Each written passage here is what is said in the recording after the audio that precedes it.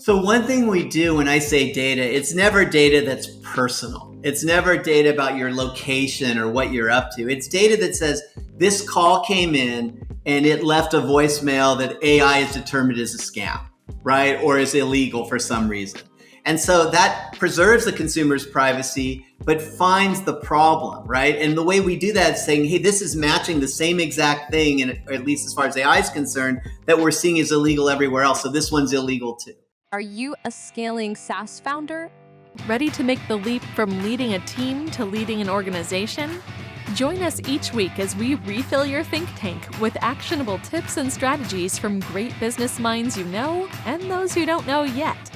This is SaaS Fuel with your host, 5-time entrepreneur, SaaS founder, and globetrotting adventurer, Jeff Maines. Welcome back to the SaaS Fuel Podcast, where we're as committed as your phone's autocorrect, always confident, and occasionally creating humor and chaos. I'm your host, Jeff Maines. I help B2B SaaS founders like you grow from traction to scale. Here, growth is more than just numbers. It's about crafting a future-proof company, premium valuation, and leaders who build a business of significance while living epic, adventurous lives. Today, we're tackling one of the most gut-wrenching and game-changing decisions every leader faces: to pivot or to persevere. Sometimes a path to growth reveals itself unexpectedly, opening doors to bigger opportunities that you didn't even see coming. Other times, the writing on the wall is clear, and what you're doing just isn't working, and it's time to change course. It's a tough place to be. In this episode, we're unpacking proven strategies for navigating these crossroads. How do you recognize when it's time to pivot versus when to double down? And what does it take to embrace new opportunities, expand the vision, stay innovative, and thrive in crazy competitive markets? My guest today has done just that, built a great business, which uncovered an even bigger opportunity in the process. The cool thing here is he had the vision to recognize untapped potential and the guts to go all in. But here's the real kicker. What if the key to your next level of growth isn't working harder, but having the courage to change direction? Go big or go home, right? Let's find out. Our expert guest last week was Joanna Zhang, a business system multiplier who shared a journey from hands-on leader to empowering strategist, helping entrepreneurs scale with high-functioning support teams. Man, we all need that, don't we? We discussed creating systems over relying on individuals, setting firm boundaries while fostering compassion, and the secrets to hiring for attitude and values. If you're looking to take your business to the next level without burning out, this episode is a must listen. Our founder on Tuesday was Sam Rosen, founder and CEO of DeskPass. We talked about the evolving landscape of co-working and flexible workspaces. We dug into what founders need to know about balancing supply and demand in the co-working world, building a strong remote culture, and designing workspaces that truly support team autonomy and transparency. If you're wondering how the future of corporate work strategies will impact your own business, this is an episode you can't afford to miss. My guest today is Alex Quilici, CEO of YouMail and a telecom veteran with over 25 years of experience in security and voice services. Alex is a pioneer in voice tech. He co-founded Quack.com, which is essentially Siri before smartphones. Way cool. And AOL acquired that for $200 million. He's here to share YouMail's evolution and expansion, along with their groundbreaking approach to scam prevention and data privacy in this crazy fast evolving market. Welcome, Alex Quilici. Hey, Alex, welcome to SaaS Fuel. Hey, thank you for having me on the show. Well, you started in academia before founding Quack.com and now YouMail. What insights from your academic background proved most useful in the entrepreneurial world? I think the biggest thing I learned being an academic was that there are really big problems out there and they're sometimes solvable. And that's what I wanted to do. So that's how it translates. Very cool. And Quack.com, acquired by AOL, $200 million. What important lessons, did you learn in that, scaling and exiting that company that have influenced you now? Well, one of the biggest things I learned is you don't necessarily have to scale to exit. So in that case, we had just sailed right into the right place with what we were doing. We built a voice portal. Think of it as Siri over a 1-800 number Very at the cool. exact time that the big guys were going, how do we get access beyond the desktop? And so we were a natural fit for that strategy. And that strategy turned out to be a high revenue one, right? Being able to support mobile and phone-based stuff. So they were willing to pay a premium to get involved right away. And I think that the lesson I learned there is pick a problem that everybody cares about. You may not guarantee a big exit, but you guarantee that you matter, and that puts you in the best slipstream to end up with a good exit. That's really good. And they really had the audience for that. You had the product, and they had the audience to monetize that in a huge way. Exactly. And in fact, what we built had been a platform to support all this audio and speech recognition and all the rest. And so what we ended up being was the platform for telephony applications using AOL. So AOL voicemail, where your voicemail would show up in your AOL email. 20 years ago, that was an amazing thing, right? Nobody else was doing it. The ability to just say what restaurant you want and connect to all of AOL's content about restaurants. And so I think that's how we fit in. It was that we had the platform, they had the audience, and they had the ability to monetize it. So they could charge $5 a month for the service we put together and get 1 million people on board in, a couple of years. Whereas an individual startup, can you imagine how much money you have to raise to try to get 1 million people paying you $5 a month? Right. That really shows that the power of distribution. And so many people focus on product, especially first-time founders and second-time founders, and later on, I think a lot of times they focus on distribution and then build a product around distribution. That's right. You either have to be viral, or you've got to get distribution, or you've got to have some hook that allows you to use advertising or social media as a way to drive content. It's one of those three choices. And I think distribution is the most valuable, but it's the hardest because you've got to convince the big guy to bet on you, where you can try 100 influencers and find 2 that work well, or try 5,000 ads and 3 of them work well. You can just trial and error, kind of build those up over time. And virality is a lot of it's luck. I know people say, oh, we planned it all along. And I suspect that's pretty rare where it goes as planned. Yeah. Plan to be viral.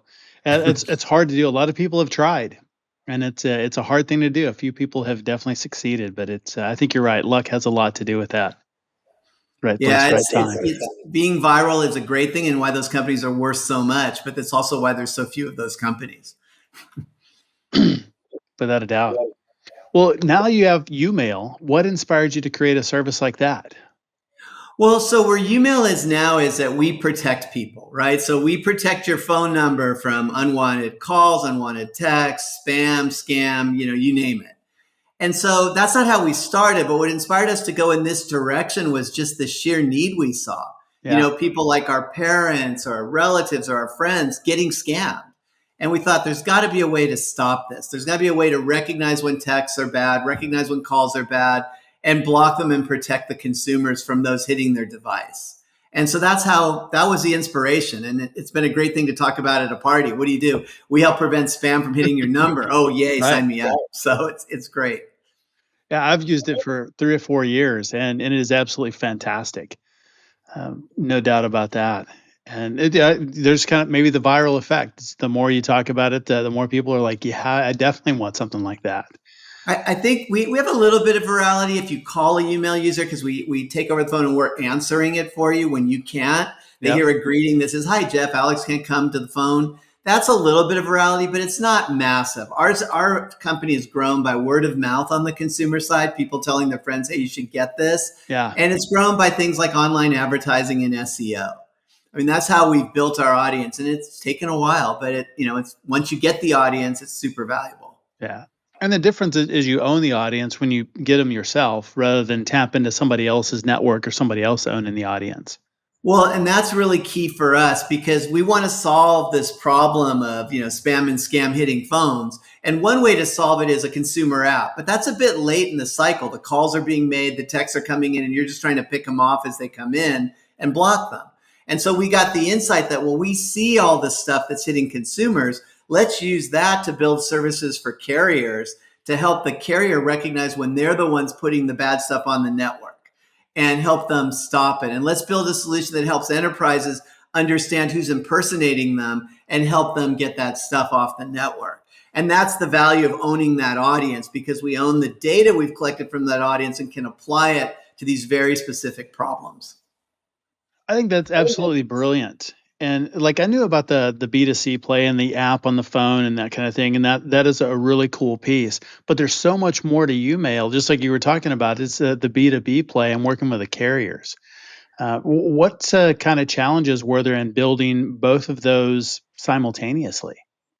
Well, it's really hard to do. So in fact, we built up the B2C business, and then we said, okay, where do we go with this? And we thought about, if we really want to solve the problem, forget money, forget anything else. We really want to solve the problem.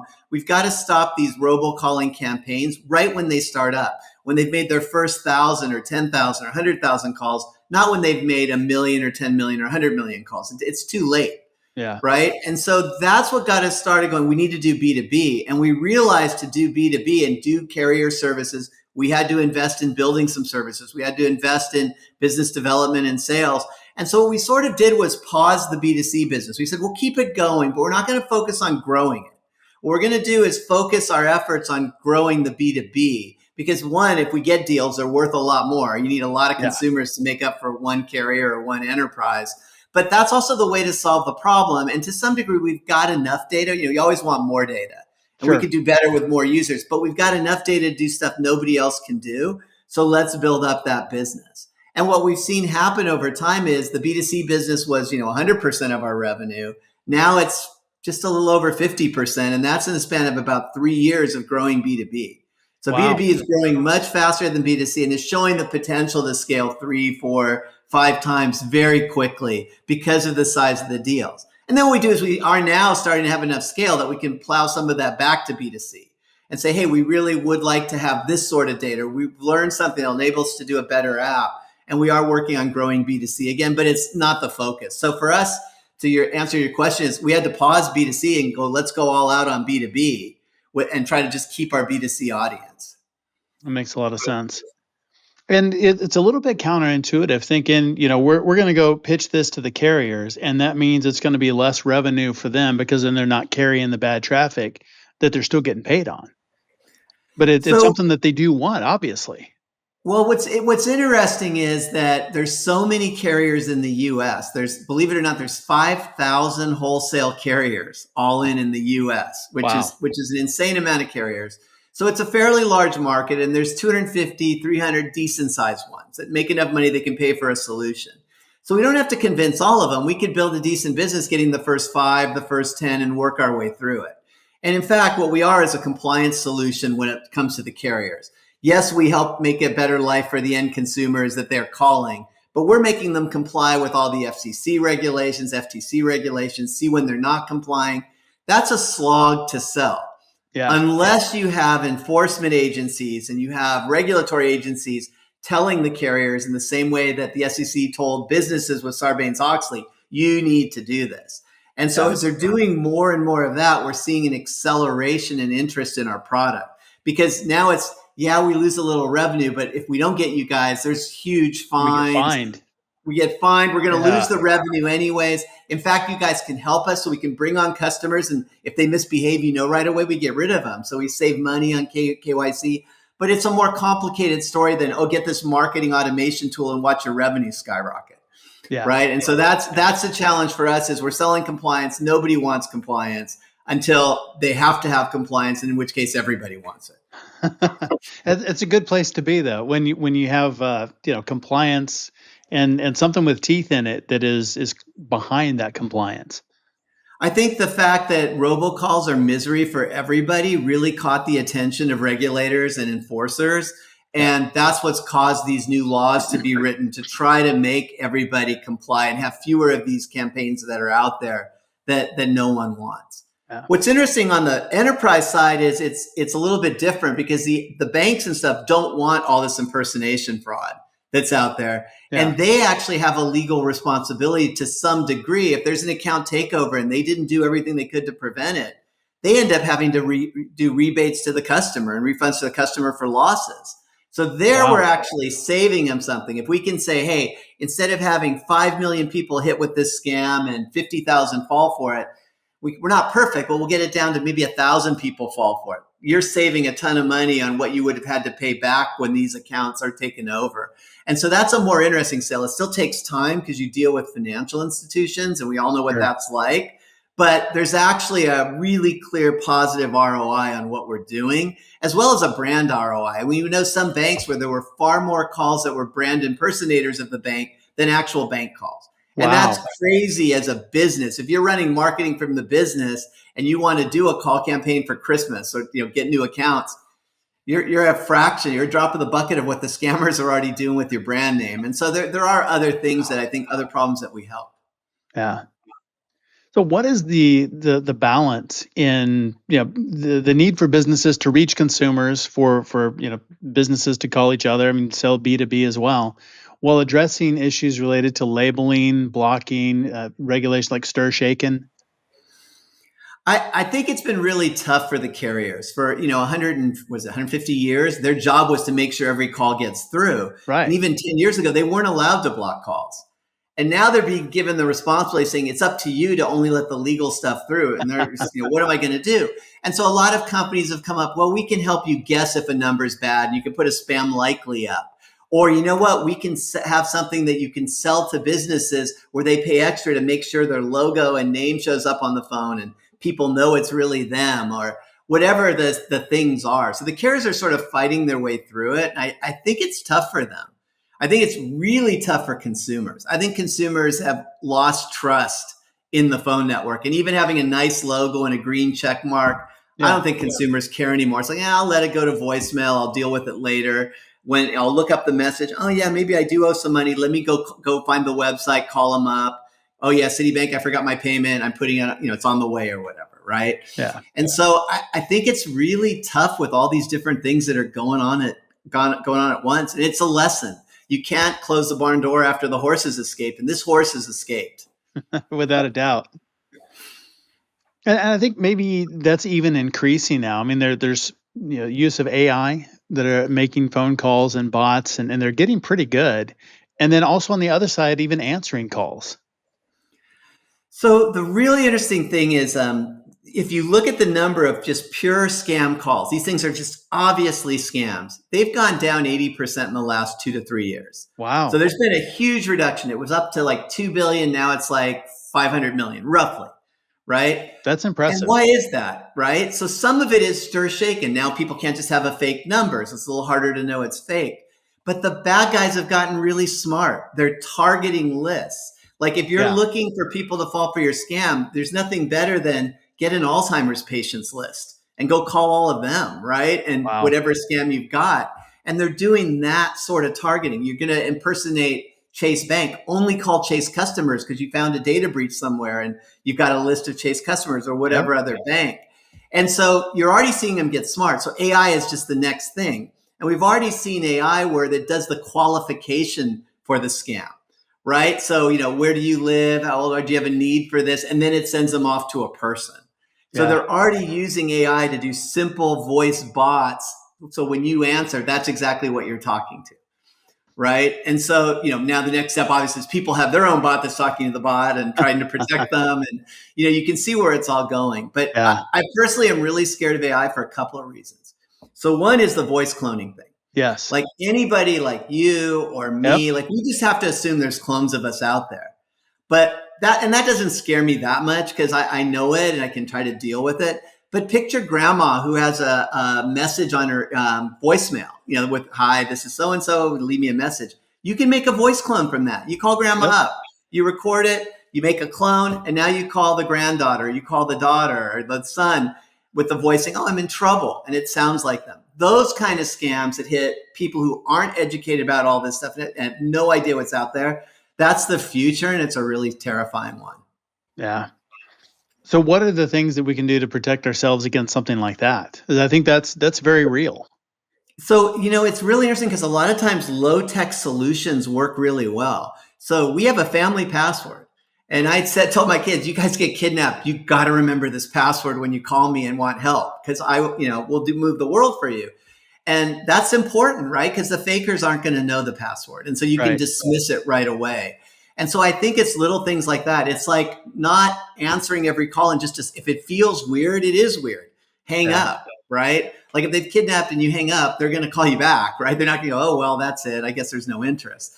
And so I think it's those two things of a really healthy dose of skepticism and trying to protect yourself. The family password, apps that can at least do some of it and recognize suspicious calls. I think in the future, apps are going to be listening to your call because you want them to, and it'll warn you, nope, scam, scam, scam, scam, hang up. We detect AI here. This is not a call you should be interacting with. And so it's protecting yourself as well as you can, and then just a healthy dose of skepticism. It's really helpful. I like that. Well, as businesses, we want to be able to make calls and build trust with our user base, and whether that's B2C or B2B. What are the most effective strategies to do that, and really to build and maintain trust with our users? So I think one of the best things you can do is take a lesson from Gen Z, which is that phone calls are permission based. You never call a Gen Zer, right? You text them, hey, can we talk? And then, okay, there's a phone call. I think businesses can learn a big lesson from that, which is an email saying, hey, we'd like to tell you about this. Click this button to set up a time.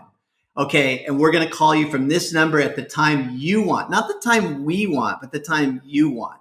You gave us permission. You know you're going to be engaged. That's super valuable. This whole call people at random times. I mean, none of us want to get a call when we're walking the dog and now we've got to talk to some marketer. I might have been interested in that car at a different time, but it's, hey, can you call me Saturday morning? I'm going to have 3 different car dealers call me. That's when we can talk about this and go through it. I budgeted a couple hours. So I think Gen Zers can teach us a lesson here. I like that. Permission based. That's so good. I think that's it just makes a lot of sense in doing that and making sure that we're really building those relationships and building trust and making sure that it's happening at a time that works when they're in that right mindset.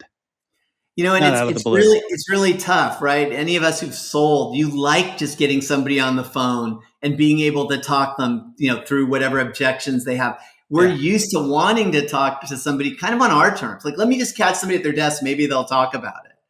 And I think that world's going away. Well, you mentioned the B2C is providing valuable data for the B2B offerings. How do you balance the use of consumer data to enhance B2B offerings while protecting consumer privacy? So one thing we do when I say data, it's never data that's personal. It's never data about your location or what you're up to. It's data that says this call came in and it left a voicemail that AI is determined is a scam, right? Or is illegal for some reason. And so that preserves the consumer's privacy, but finds the problem, right? And the way we do that is saying, hey, this is matching the same exact thing, and at least as far as AI is concerned, that we're seeing is illegal everywhere else. So this one's illegal too. So we tell consumers, this is what we're going to do. Do we have your permission? They give us their permission. We use it. We only use it for that purpose. We never do anything else. And so that to us is we want data that helps show illegal behavior of the caller, not of you as a consumer, the caller that's bothering you. Nobody wants illegal calls. Nobody wants unlawful calls.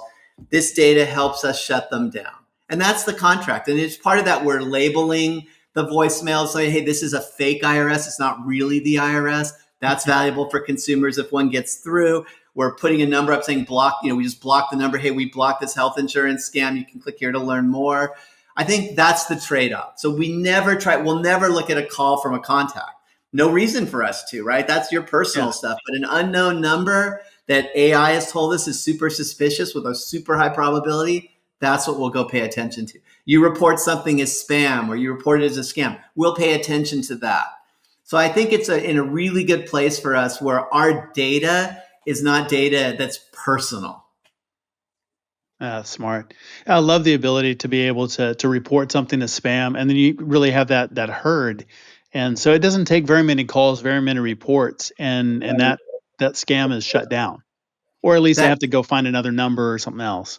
No, exactly. And in fact, a lot of them will find another number, but that you can see how it all works. A consumer complains about something, that gives us some data. The AI says, oh yeah, we see all these other ones that match it exactly. Here's the set of phone numbers. Okay, which carriers are doing this? Are those carriers our partners? Yes. Let's go tell those carriers, look, here's some illegal events you just put out there.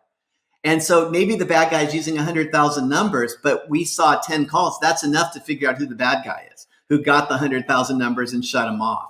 So our audience becomes this just awesome statistical sample that helps point to the needles in the haystack that are where the bad guys are. That's so cool. Yeah, technology has been very helpful in that, and I love the stat, just reducing it by that much. I mean, 80% is massive. And we've got carrier partners who, after launching with us, we have a service called Watch that the carriers buy. And so what Watch does is the carrier tells us, what phone numbers they use, or their shaken certificate, or a piece of information that allows us to look at everything we got on our consumer base and find the illegal stuff they're responsible for. And then we just show them, here's an event, 9:15, this phone number did this bad thing. And it's your phone number, right, at 9:18. And so they just have this tool that's like a stream of badness that they can then immediately go and use to go find the bad customers. And once they install that, we're seeing it, it takes a little while to train a team and get everybody up and figure out their internal processes, but we're seeing 95% reductions in scam calls in 6 months that a particular carrier originates, from really big wholesale carriers to really small. It's all the same. They can cut out 95%. It's awesome to see. What are some things that founders probably don't know about calling and things that they need to be paying attention to in their business to make sure their calls aren't labeled, blocked, or otherwise, perceived as bad calls? So there's a couple things. So one is, we're all tempted to buy leads, right? It's great to buy leads for emails and so on. They're generally low quality, and they're going to lead to problems because you're going to call those phone numbers you got and someone will not have given you consent, or they're not going to expect it. So we generally say, unless you get the phone number you're calling yourself, don't call it.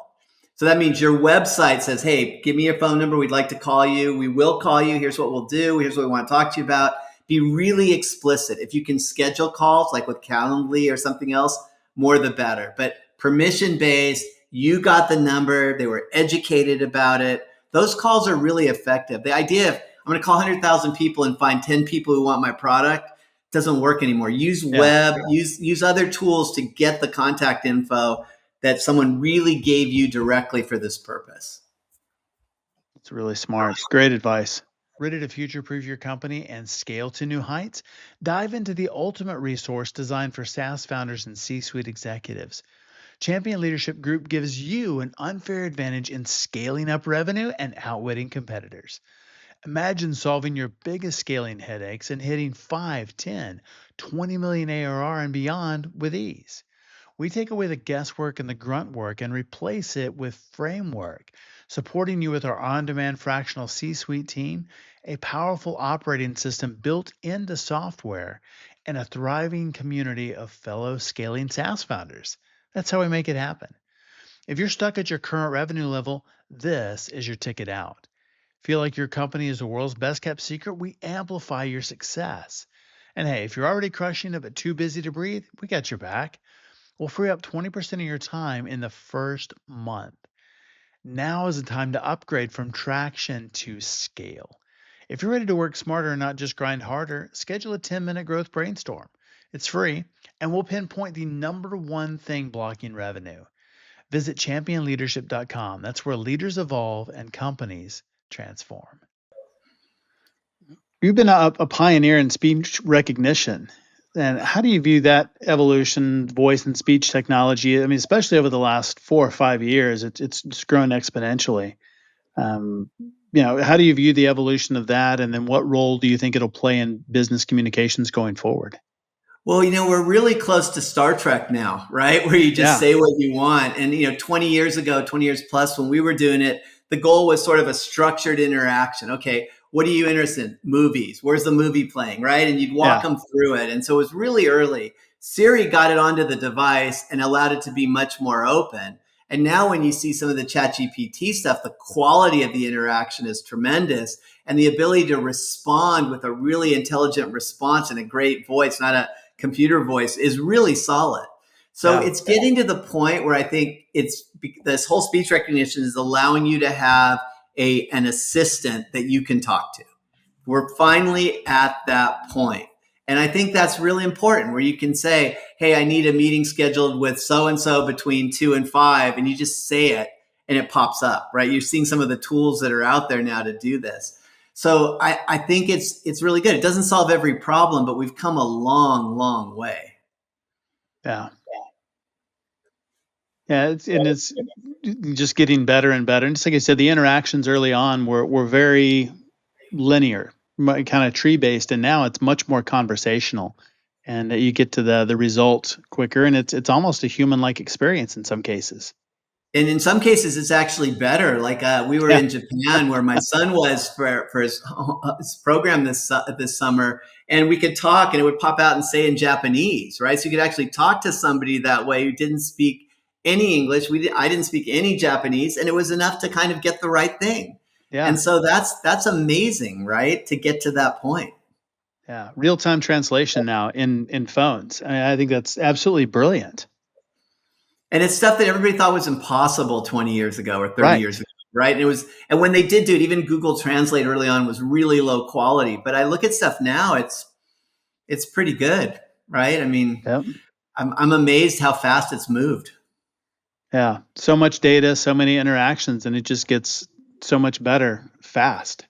And what everybody's forgotten is the billions and billions and billions of dollars training the models, right? Like the scope has changed. Like we do some AI models and you train a little bit to get one thing done, and it would take a week. And now they're doing a billion times more training or whatever. It's astonishing how much data matters if you can use it right at the scale these guys are using it. Yeah. Well, you have 35 patents, which is extremely impressive. And what innovation are you most excited about? And how do you approach fostering a culture of innovation within YouMail? So the patents for me are ways of documenting that we came up with something first, primarily as a defensive mechanism, right? So that someone can't do the same thing and sue us saying we're copying them. Well, no, we've already got the patent, right? But the patent I like the most, there's two of them. One was just taking all sorts of disparate data to figure out if a phone number was bad. Like that was a really interesting patent to be able to do that. Basically, what's the probability a phone number is bad? How do you get all this data and put it all together? The one I'm most proud of, though, is the fingerprinting patent. So that was one that said how you take audio and you fingerprint it and find the matches. Right. And be able to find the matches that are bad and then use that to find phone numbers are misbehaving, shut down who's making calls from those phone numbers and all the uses that surround it. And so I'm really proud of that one. That one is really meaningful and it's the heart of everything we do. That's very, very cool. And then you asked about innovation. I think innovators naturally work with innovators. It's kind of interesting, but people who like to build new things and think outside the box don't want to be in a box with a bunch of people who think inside a box. And so you just naturally attract people who also think the same way and want to innovate. And so I think the thing we say is you don't get COBOL programmers from a bank working on AI stuff to help prevent fraud, right? They're two different kinds of mindsets. Nothing wrong with either, but the innovators are like, yeah, this is a big problem. What can I do to solve it? I'll try anything. And they just kind of go through and try different things. And that's how you get innovation. Innovation isn't done in a vacuum. It's a problem. Elon wants to go to Mars and look at all the innovations he's doing to get to do that. Yeah. And so I think that's a lesson there about have a big problem. You're going to need innovation to solve it. You'll never solve it the same way everybody else has been trying to solve it. Without a doubt. I love that. Innovators want to work with innovators. So that's really, really smart. Well, YouMail has adapted its practices to remain privacy focused. And what advice would you give other SaaS founders on implementing strong privacy protocols to make sure that they're doing the same kind of thing? I think start with privacy as your focus. So think about not privacy at the end. How do I graft it onto what I already did? But it's like, hey, I'm going to do this. How does privacy matter as I go and do it? Because sometimes that'll tell you, hey, this is probably a bad idea to collect all this location data in order to do something because it's violating privacy. Yes, I can solve the problem or I can make money with it. But fundamentally, if I started with privacy, I'd never do it that way. I'd find something else. And so we try to think about that. If we add a feature, how does this affect privacy? Like just from day one, minute one. And there's stuff we don't do because of that, right? There's stuff that'd be super helpful, but I don't think we want to touch that. Yeah. Yeah, that's really good. Making sure it's something that happens in the beginning. It's not an afterthought. Yeah, a good example is if you want to protect people from scams, one of the best ways to do it is to listen into phone calls automatically, right? With AI listening. And that's a huge can of worms for privacy. But if you think about privacy first, you go, well, what calls do I really want to listen into? Probably one, well, obviously, if they give me permission, it's fine, right? But Right. probably unknown number, already behaving suspicious. I've got some way of just looking for certain things. I'm not listening to everything first. Like you can start imagining a design that really tries to preserve privacy. And that's because you're doing it at the beginning. The way you do it at the end is, oh, I'll just record everything and then let me throw stuff away, which is probably Yeah. not going to be successful for a variety of reasons. Oh, that's so good. Well, what have been the challenges in building YouMail? You've had great success. It's taken a long time. So there's a couple. So one is originally when we founded YouMail, when the company was founded, it was all about, hey, let's just do better voicemail. Voicemail is just terrible. We can do a lot of stuff to make it better. We can unlock it from the carriers. We can have better features. We can add smarter answering of calls, basically give everybody kind of their own assistant for answering calls. That was the vision. And we tried to, we built some product. We tried to sell it to the carriers. And it took so long to get carriers interested, even in the basics, that the sales cycle kind of outweighed the amount of money we had on hand, the runway. And so we ended up having to say, hey, this isn't working. And we looked and we said, oh, we have 1 million BlackBerry users back then. Let's go figure out what to do with consumers. So the first thing we had that was really hard was we just went after the wrong business. We thought distribution, carriers are distribution, right? They're huge. Let's get something done. But sometimes those monsters just step all over you and move so slowly, you can't build a business that way. The second big challenge for YouMail was actually around virality.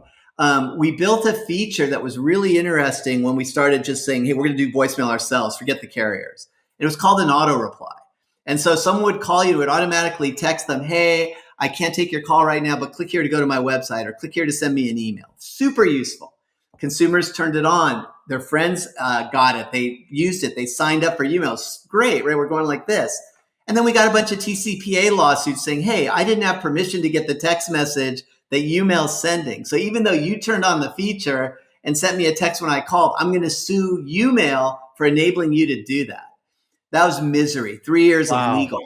And they sue you as an individual on these lawsuits. So it's class actions against individuals. So you can imagine how hard it is to refinance your house with 4 class actions. And they're like, well, what are the liabilities? Well, they're suing for like $1 trillion, right? So it's not helpful. So I learned that, legal and regulatory really matters. You can have a cool idea. And we ended up, the FCC said, this is fine, right? So it all got shut down at some point where this is fine. You're not violating the law. If you call somebody, you expect them to call you back. You expect them to text you at least once, right? So it's fine. Yeah. But we never imagined that would even be an issue. Right. And so we learned a good lesson there about, you got to think about regulatory and legal. As much as that feels like a big company thing, when you're a smaller company, you've got to be aware of it. Sometimes you can make a conscious decision to do something, but you should understand what the trade-offs are. And then the third lesson, and I think the most important one, was as we were doing all this, we were always watching what are users doing with our app.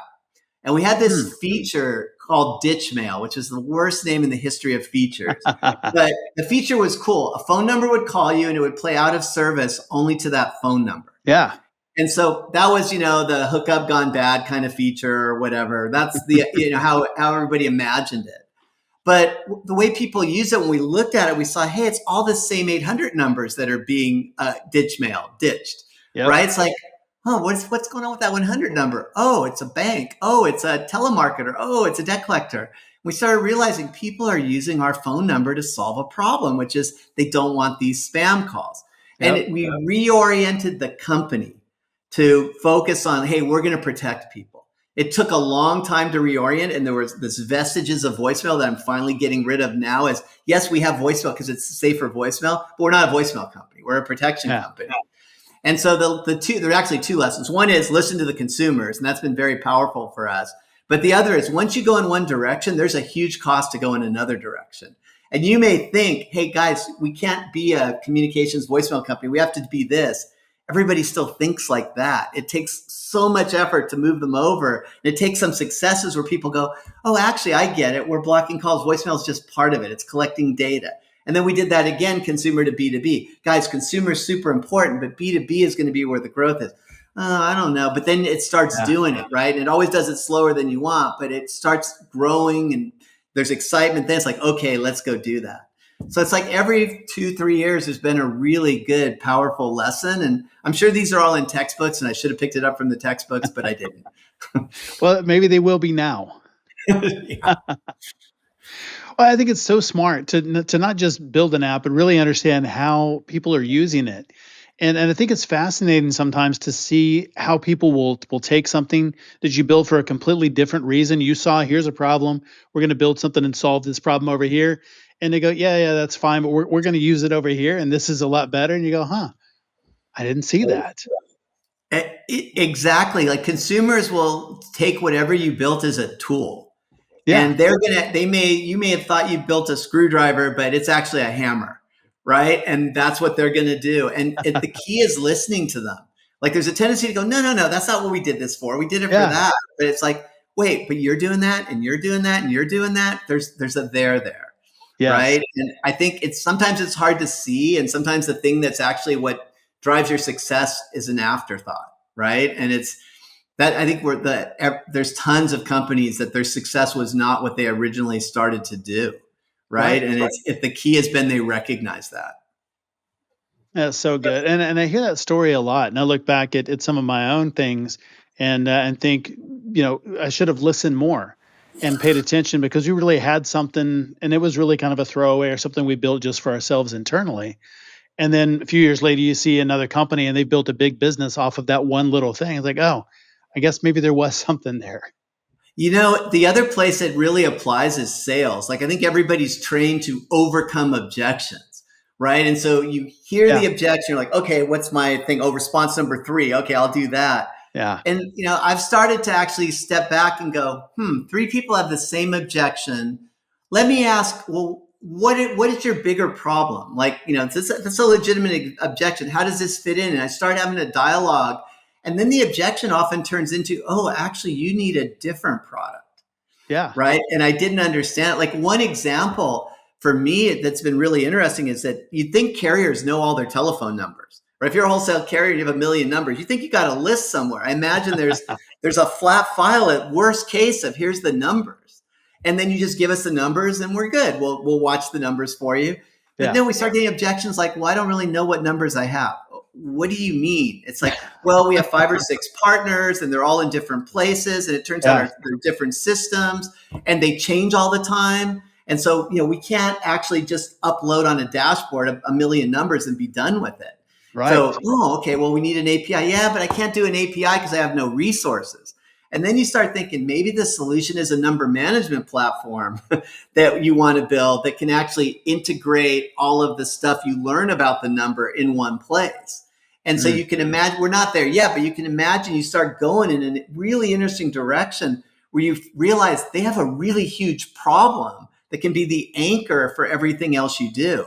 Yeah. Not the other way around. We're like, are you guys idiots? How do you not know your numbers? And which is the natural thing you're thinking, right? Right. You see that all the time in sales. And I think really good salespeople actually stop to understand the objection and don't just try to defeat it. But what does that objection mean? Right. And that's another place where listening is just really hard. I think that's absolutely brilliant is doing that and really digging deeper, not just staying there at the surface level, but really digging in. Well, what's underneath that objection? What's going on? And just like the numbers. And I know 100% that is completely true. They don't know what numbers that they have, which is a little bit mind-boggling, but that's something that they definitely need. And it's a problem that you would never figure out sitting in an office or, AI is not going to tell you, or, you're not going to dream this up with a bunch of engineers. Yes, it's in those conversations. Exactly. It's not the thing that everybody's putting on a blimp flying overhead saying we don't know who our numbers are. And it's not just carriers, but I'd say there's banks out there that probably have 1 million, 2 million numbers they've accumulated over the years. Yeah. They have no ideas what numbers they have. Yep. Right. And it's like, wow, okay, there's an actual real problem of managing phone numbers. And you never know if you just said, well, no, you can just upload. It only takes this amount of time. Let's move on to the next objection. No, we don't know. We don't actually know our numbers. We have nobody to manage the numbers. Like, okay. And without those conversations, you don't know that it really is a problem. So they don't know, big deal. Does it matter? Oh, yeah, it really does. And so you really come across something that is a major issue, and that there's real costs, there's real privacy concerns around, there's spoofing that happens with those. I mean, there's so much underneath that when you get it and start really peeling it back, there really is a problem there. There's another story around this where we've talked to a lot of customers, and they're doing something called Know Your Customer now, right? Yeah. So before you bring on new business, you got to know everything about them.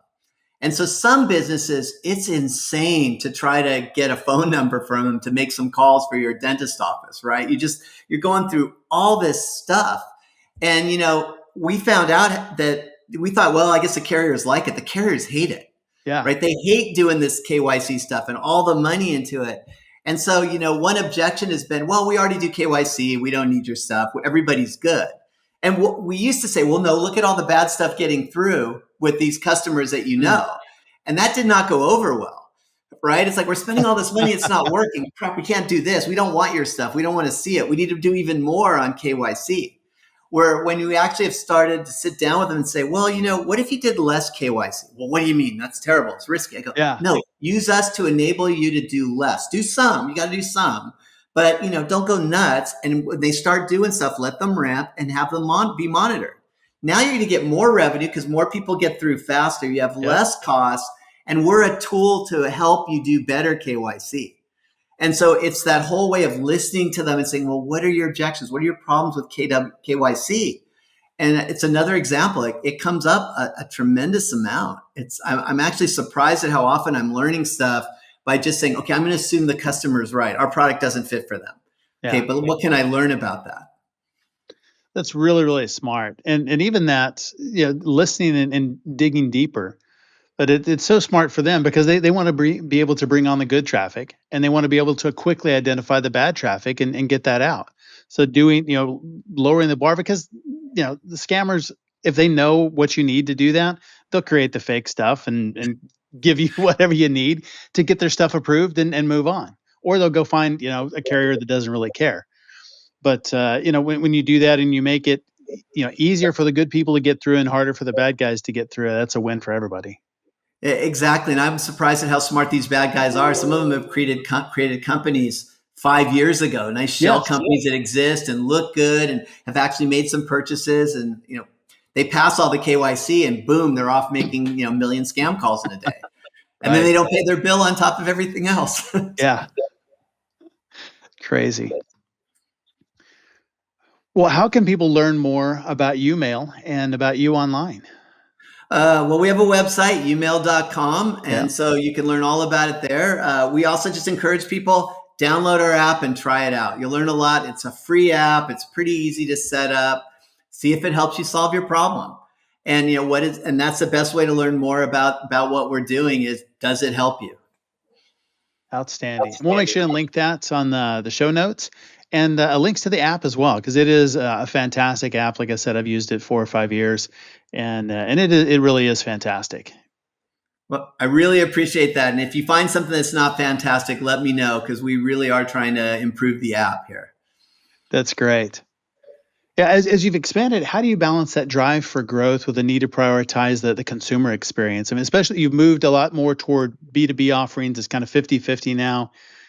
How do you balance that drive for growth? Well, what's really interesting is that the more consumers we have, the more data we have for B2B. So there's a motivation to get and keep consumers. And so we've actually just gone through, for a long time, YouMail started off as a voicemail service. You had to forward your phone to replace your existing voicemail. And, in the interest of getting as much data as we can, we said, we don't want to throw away half the people who either like their voicemail or don't want to deal with the forwarding or fail with the forwarding. And so we rebuilt the whole consumer onboarding experience to be, okay, do you want to block calls? That takes you 60 seconds we're blocking calls. You want to actually block text? Another 60 seconds. Want to have your voicemail be safe? And here's what we mean by it, 2 or 3 minutes. We're getting the same number of people through to the voicemail, but we're getting a lot of other people who now have a relationship with us and are providing at least some data, right? We can see what calls we're blocking. We see volume of calls, all sorts of interesting stuff. And so that was the B2B saying, we want to get as much data as we can. The consumer business saying, We don't care if you're free. Like, it's fine. Let's have you do all these different things. We got rid of ads in the consumer business because the B2B wanted data. We thought, we're making more in the B2B. Why bother consumers with ads? That helped the consumer business grow. So there is a resource contention, obviously, but conceptually and strategically, they end up aligning really well. That's very, very cool. Such a great app. Like I said, we'll link that in the show notes. And Alex, thank you for being on SaaS Fuel. It was a great conversation. No, thank you. Great questions. It was really fun. Thanks again, Alex, for coming on the show and sharing your journey and insights. YouMail is a great consumer product. I use it and have for, 3 or 4 years. It's fantastic. You should check that out. But the business applications are absolutely brilliant. For him to see that and then go all in, it's just fantastic. And I love talking with really sharp people to understand how they think about those kinds of decisions. Well, you can learn more about Alex and about YouMail at youmail.com. As always, all links, highlights, resources, and full show notes are available at saasfuel.com. And be sure to check us out on YouTube as well at Champion Leadership. Lots of things out there for you. Full episodes, video shorts, outtakes, trainings, all sorts of things there on the channel. And thought leaders share. Share this episode with someone that who's made hard strategic decisions and really committed to them. Win or lose, huge respect for that. Everyone who shares this week gets a fish fry filter. It scans your calls, texts, and emails for any phishing attempts, roasts them with witty one-liners, and then tosses them in the virtual trash can where they belong. Because, bad grammar and fake links, they deserve to be fried. Coming up Thursday on our SaaS Fuel Expert Series, ever wonder how an elementary school teacher could turn into a SaaS entrepreneur and real estate investment expert? Well, Thursday we have Michael Litticoat from Dissecting the Deal. He'll share his journey from the classroom to the boardroom, revealing how he scales businesses, leverages data for client success, and creates long-term wealth. And of course, how you can do the same thing. The next Tuesday, are your business processes holding you back or propelling you forward? Join us as we talk with Jackie Jones, founder and CEO of Way We Do. She reveals the power of well-documented processes, change management, and AI integration to scale your business and drive success. She is extremely smart and has built an amazing business. So you definitely want to tune in for that one. I will see you next time. And as always, enjoy the journey. Thanks for listening to SaaS Fuel. Full show notes for each episode, which includes a summary, key takeaways, quotes, and any resources mentioned, are available at saasfuel.com. Be sure to follow and subscribe wherever you listen to podcasts. And if you're enjoying the content and getting value from these episodes, please leave us a rating and review at ratethispodcast.com/saasfuel. We'll be sure to read these out on future episodes.